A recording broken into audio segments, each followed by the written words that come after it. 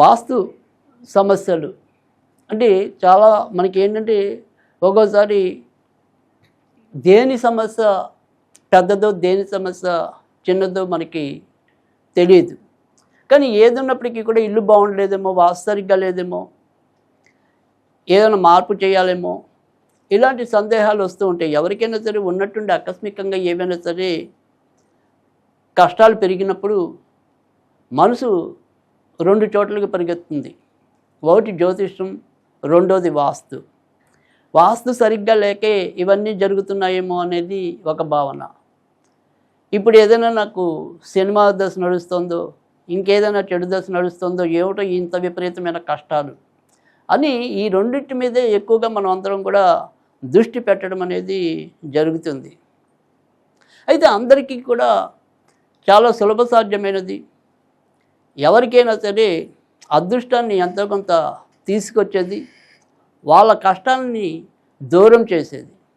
ముఖ్యంగా ఏదైతే జ్యోతిష్యాన్ని కాసేపు పక్కన పెడితే కనుక ఏదైనా మన ఇంట్లో ఉండే వాస్తు సమస్యలు, ఆ వాస్తు సమస్యల నుంచి నివారణ, ఆర్థికంగా ఎదుగుదల, ఇలా దీనికి ప్రత్యామ్నాయంగా ఏం చేస్తే మంచి అవుతుంది అంటే మీకు తెలుసు ఉండొచ్చు. అంటే ఒక్కొక్కసారి ఒక్కొక్క ఇల్లు పరంగా కూడా కొన్ని ఇబ్బందులు ఉండొచ్చు. నైతి పెరగచ్చు, మరి లేదా తూర్పు ఈశాన్యాలు తగ్గచ్చు, తర్వాత మరి ఉండవలసిన దానికంటే కూడా కోణంలో మనకి గదులు ఏర్పాటు చేయొచ్చు. ఇలా రకరకాల కారణాల వల్ల ఏదైనప్పటికీ కూడా వాస్తు సమస్యలు అనేవి రావటం అనేది జరుగుతుంది.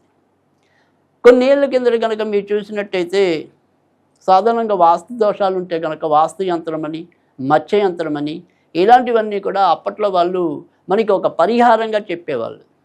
అయితే నిజానికి ఏంటంటే ఈ రోజుల్లో ఈ వాస్తు యంత్రాలు కానీ లేదా మత్స్య యంత్రాలు కానీ ఇలాంటివన్నీ కూడా మనకి రెడీమేడ్గా దొరుకుతాయి. కానీ ఆ రెడీమేడ్గా దొరికే వాటి వల్ల పెద్దగా ఉపయోగం ఉండదు.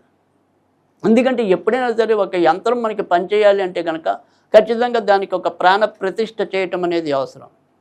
64 రకాల కళలు ఉంటాయి, వాటిని దారిపోయాలి. అవి దారిపోసినప్పుడు మాత్రమే వారికి ఆ యంత్రాలకి జీవకళ రావటం అనేది ఉంటుంది.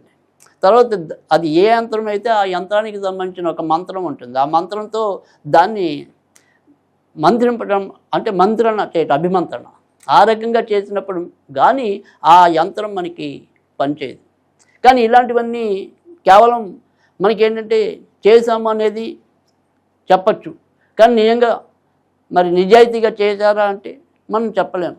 కానీ నిజాయితీగా చేసి ఉంటే మాత్రం ఖచ్చితంగా ఆ యంత్రాలు లాంటివి పనిచేస్తాయి, అందులో అయితే సందేహం లేదు.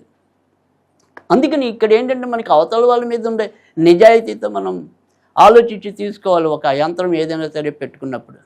కానీ అందుకని ఇక్కడ యంత్రాలు అనేది అందరికీ కూడా అవి పనిచేస్తాయా లేదా, వాటిలో ఉండే నిజాయితీ అంతా, లేదా అక్కడ ఏమైనా ఆ యంత్రం చెక్కిన దానిలో ఏమైనా అక్షర దోషాలు ఉన్నాయా, తర్వాత వాటికి సంబంధించిన ఏదైనా సరే కొన్ని చతురస్రాకారంలో ఉండాల్సిన పరిస్థితి ఉంటుంది, కొన్ని త్రిభుజాకారంలో ఉంటాయి. ఇలా రకరకాలుగా ఆ యంత్రాలు మనం తయారు చేయటం అనేది ఉంటుంది.